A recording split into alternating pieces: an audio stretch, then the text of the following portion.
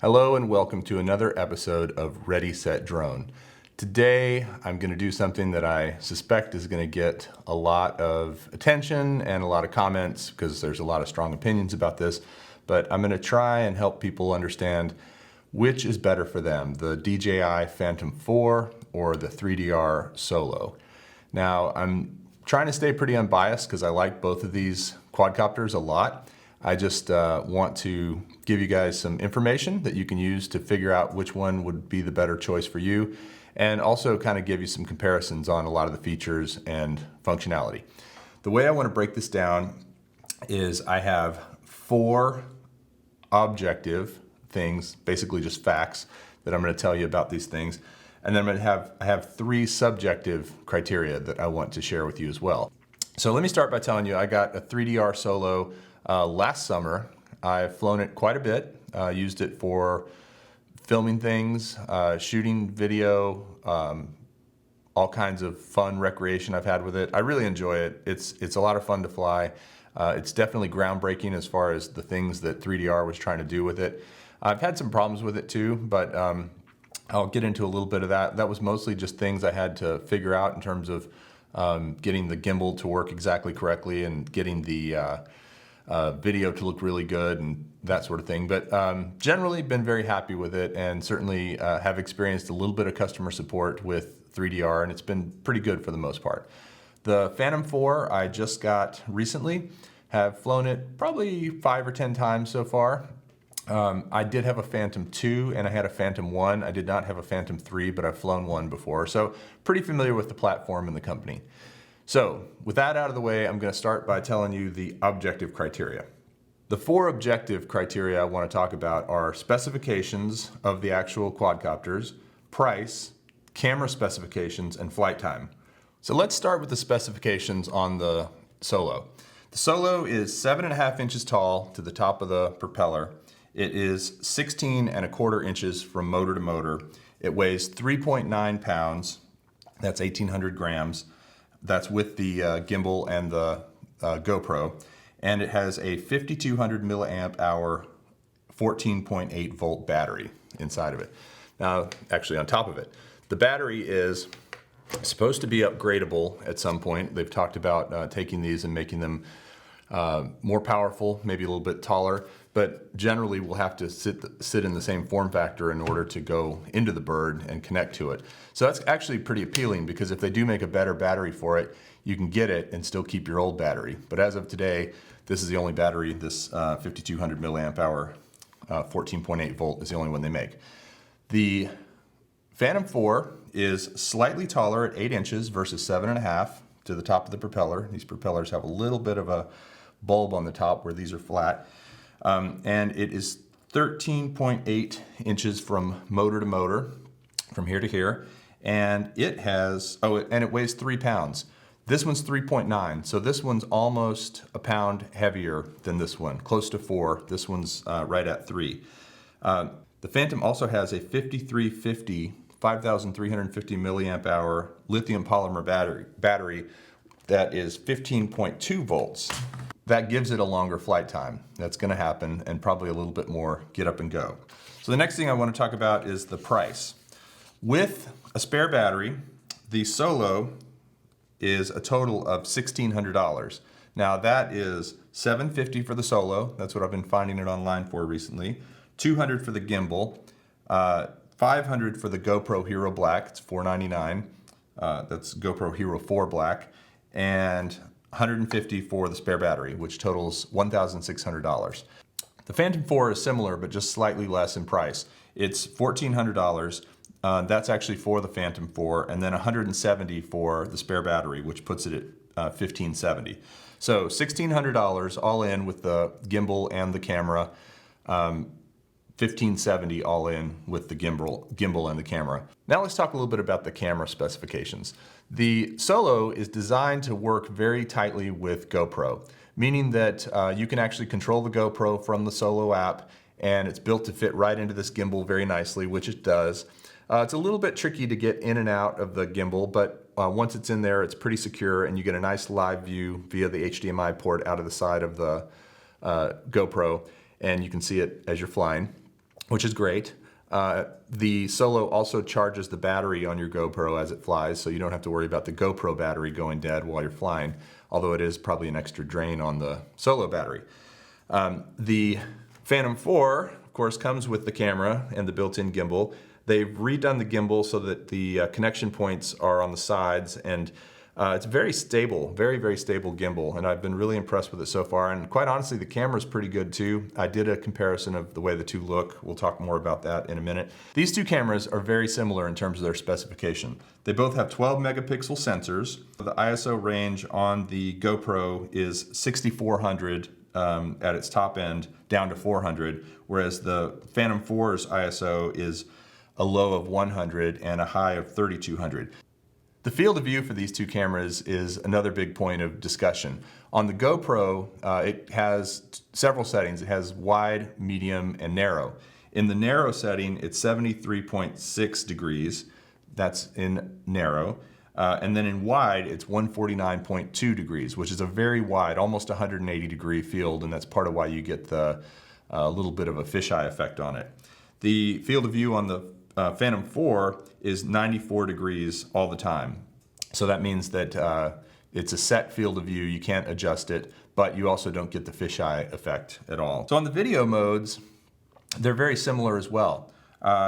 You can shoot 4K on both of these at 30 frames per second progressive, which is known as 30p.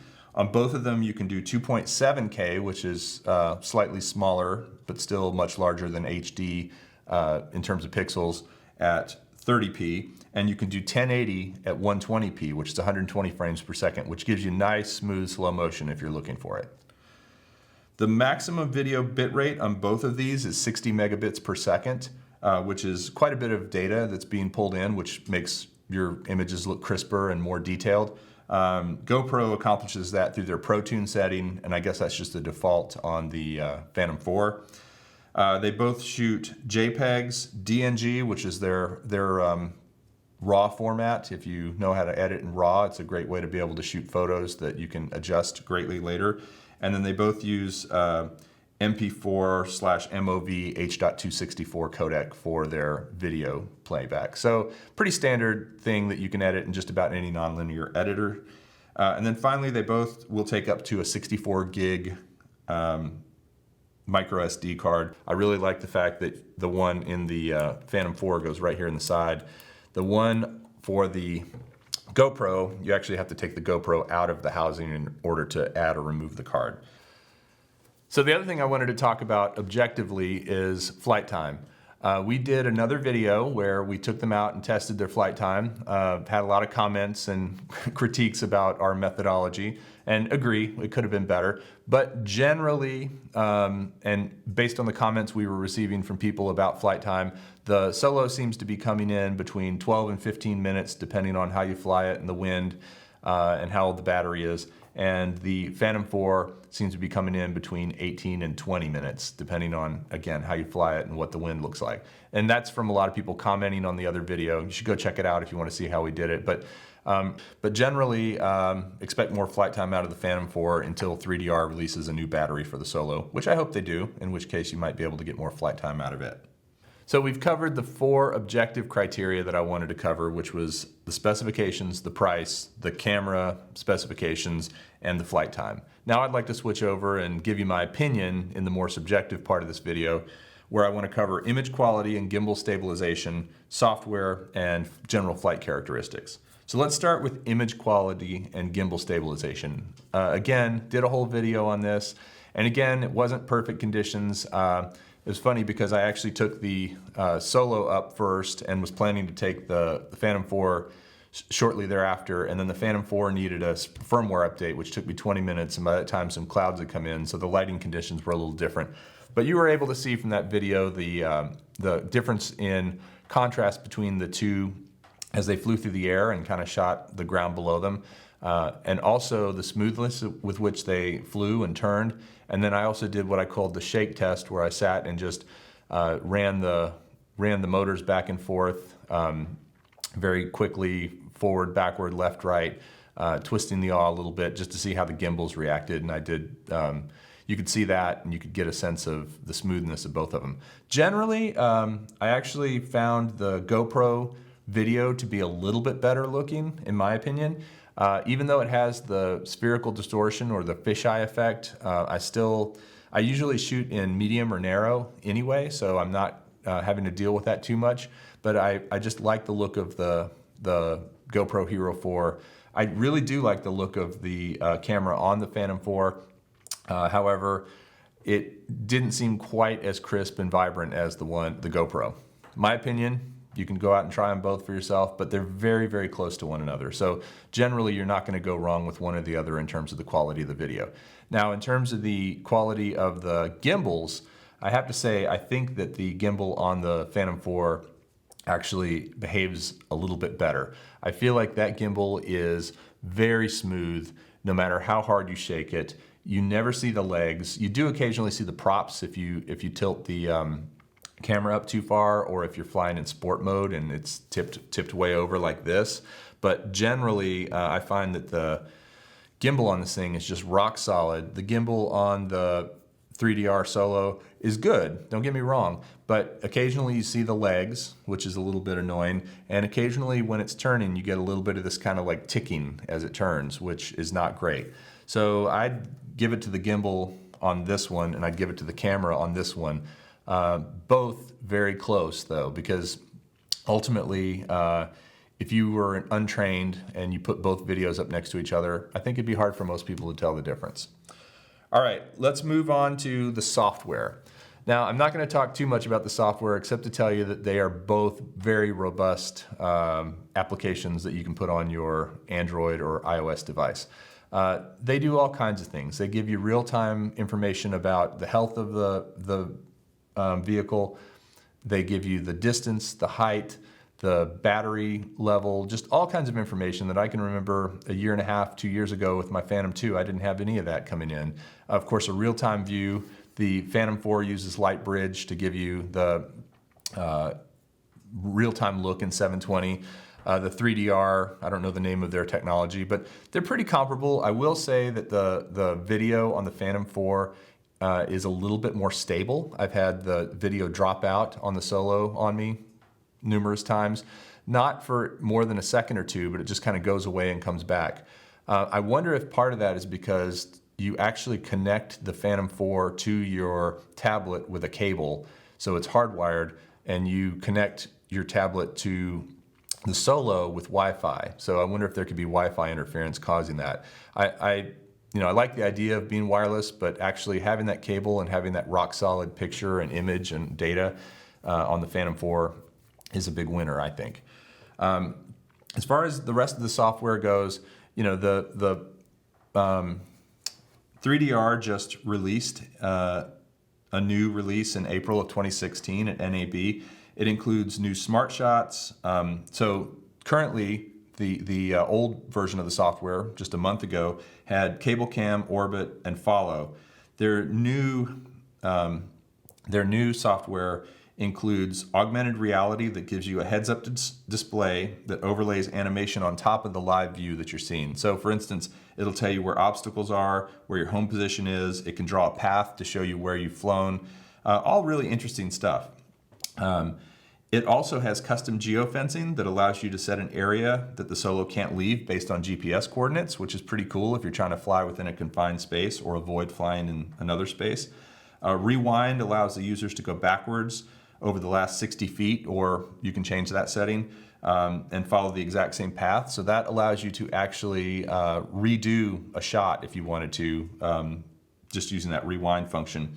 And then they've got 3 new smart shots: Pano, which allows users to easily capture aerial panoramics; Zipline, which is an update and a more dynamic version of Cable Cam; and finally, they've added some updates to follow mode.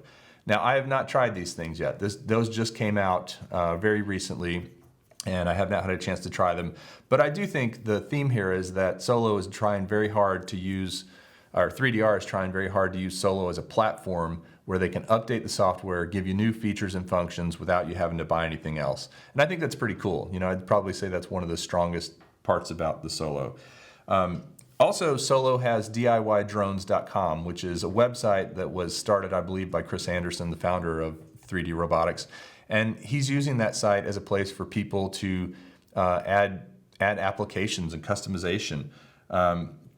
They have an open gimbal bay that they're planning to allow, that's right here, people to put different types of gimbals and different pieces into. So if somebody came up with some cool new device or perhaps a better camera, they'd be able to put it into that gimbal bay. It's basically an accessory platform. And then they have a platform called Drone Kit, which is a streamlined and simple interface that allows anyone to create custom drone apps. Now, I've never used Drone Kit. I'm not a programmer. Doesn't even really interest me that much. But I do think if you're a developer and you're trying to do something unique with a drone, that sounds like a very cool way for you to go about it. They also have the Made for Solo program, which allows third parties to create accessories. I know there's LED lights you can get, there's leg extenders, there's all kinds of stuff you can get made for Solo. So, I tend to think of Solo as almost the open source Android, and Phantom as a little bit more of the closed walled garden, as they call it, that you find in iPhones and Apple. All right, so let's talk a little bit about the DJI software. It's called DJI Go. It features multiple flight modes: GPS, sport mode, attitude. It has sense and avoid technology, which I've demonstrated in a different video. It allows you to do follow, active track, tap to fly. And then there is the DJI SDK, which is an open platform that allows for development within the DJI environment. Again, I'm not a programmer, so I really don't know which of the two is better. I know that 3DR is really staking a lot of their reputation and marketing on the fact that they've made this a platform that is available for people to build on. I also know that 3DR is starting to move away from the consumer drone market as of just recently. They've announced that they're going to continue to support Solo, but aren't really focused on the consumer drone market and starting to do more industrial stuff. Last thing I wanted to talk about was flight characteristics. Both of these drones are a lot of fun to fly. I have found that the Solo is a little bit louder. Just my observation, you can really hear this thing. It's one of the loudest drones I've ever flown. This one's still, the Phantom 4 is still fairly loud, but not quite as loud as the Solo. You really hear this guy come in, which can be good or bad depending on your application. They're both a ton of fun to fly. I have to say that the Phantom 4 in sport mode really screams. This thing will get up and go all kinds of crazy. You have to really know what you're doing to fly it in sport mode. It's great because you can let go of the stick and it'll stop right away, but it doesn't have obstacle avoidance when you're flying in sport mode, so you want to be careful. But I've been very impressed with the sport mode on this. The GPS hold on both of these guys is pretty good if you have enough satellites locked in and you've calibrated your compass properly, so isn't a whole lot of difference there. I think the Phantom 4's props are really easy to take on and off, so it's very quick flight time to get this thing up and running. I've also found that this seems to find its satellites quicker, so when you set it down on the ground and it establishes a home position, which it will return to if there's any problems, it doesn't take long for it to pull up 9, 10, 12 satellites and be ready to fly, whereas the Solo seems to take a little bit longer when it's finding its satellites. I also have found that the Solo is sometimes kind of buggy. It'll tell you it's not on level ground when it is on level ground, which often requires you to turn it off and turn it back on, making sure that you're holding it still at the time. Also, it takes it a little while longer to find the satellites than the Phantom 4 does. Not sure why that is, but just kind of makes for a little bit slower time between when you're ready to fly and when you actually get in the air. So, in conclusion, these are both great birds. Going through a brief summary of everything I've talked about. Specifications, this one's a little bit lighter, about a pound lighter actually, 3 pounds versus 3.9 with the Solo. Makes a difference. This one has a bigger battery, a little bit more flight time, and flies a little bit more aggressively and faster in my opinion. The price is very similar on these two. the thing is, with the Solo, you have to buy the camera and the gimbal separately. And with the Phantom 4, it comes all included, including an SD card. The Phantom 4 is $1,570 with a spare battery, and the Solo is $1,600 by the time you buy the Solo itself, a spare battery, the gimbal, and the GoPro Hero 4 Black. Now, you could probably fly it with a silver or a different Hero, but you're not going to get as good a camera quality, so I'm establishing and comparing apples to apples between those two. $1,570 for the Phantom 4, $1,600 for all in, as you see the Solo here. The cameras are very similar. Again, I like the Hero 4 because its versatility. You can take it out and use it outside of your drone. Take it around, play with it, give it to your kids, jump in the pool with it, do all those kind of things. Whereas the camera on the Phantom is there all the time. I will say one other really cool thing that the Phantom 4 has is this little plastic bit that holds the camera in position. It's real easy to put on and off, and it means that the thing's not flopping around like this one is when you're not using it. Flight time, I think I talked a little bit about that. The Phantom has a longer flight time. I think the Phantom 4 has a better gimbal, quite honestly. I think it keeps the camera really stable and in place. I think that the GoPro Hero 4 is a slightly better camera than what's on the Phantom 4. They're very close in both those regards, but generally I would give the gimbal to the Phantom 4 and I would give the camera to the Hero 4 on the Solo. I have not had a chance to play with all the updates that 3DR has recently come out with. They sound pretty cool. I will say that the software on the Solo tends to be a little more glitchy. I've had it crash more often, and I've had more issues with my live view going out on me for a second or two. Generally pretty stable, but again, my observations over the last year is that it's a little bit glitchier. The Phantom 4 software is really solid, and I've not had any problems with it so far. The only pain with both of them is when you have to do updates and you're wanting to get up and fly. But I guess they do that for safety's sake and to keep you with the latest and greatest firmware. And then finally, the flight characteristics. They're both fun to fly. Because of its weight and its bigger form factor, I feel like the Solo is a little more like driving a truck, and the Phantom's a little bit more like flying a sports car. So in conclusion from all that, if you're ready to step into the world of aerial cinematography, or if you're just looking for your next drone, I think they're both great. I have some concerns about the Solo in that I don't know that 3DR is going to be supporting it as a consumer drone going forward, is what I've heard. I also know that if you're a tinkerer and you like to program and you like to get under the hood and develop software and make things for your drone, the Solo is probably a better option. Also, if you already own a GoPro Hero 4, Solo might be a better option because you've already paid for part of it, meaning that you've already paid for the camera. So that would bring your price down if you already own a GoPro. And the fact that you can pull the GoPro off and use it for different things, I think is a winner in the Solos market. On the Phantom 4, just a blast to fly. Looks really cool. It's the latest and greatest. It has a year newer technology on it than the Solo does, and so that really shows when you fly. I like them both. I think for most people, the Phantom 4 is probably the better choice, but I do think there is a set of people who are enthusiasts and, again, DIY folks who would really enjoy getting into the software and the upgradable aspects of the Solo. So I've talked a lot and given you my opinion on a lot of things. I'd love to hear your opinion. Please comment in the comment section, and if you haven't already, please subscribe. Thanks for watching Ready, Set, Drone, and happy flying.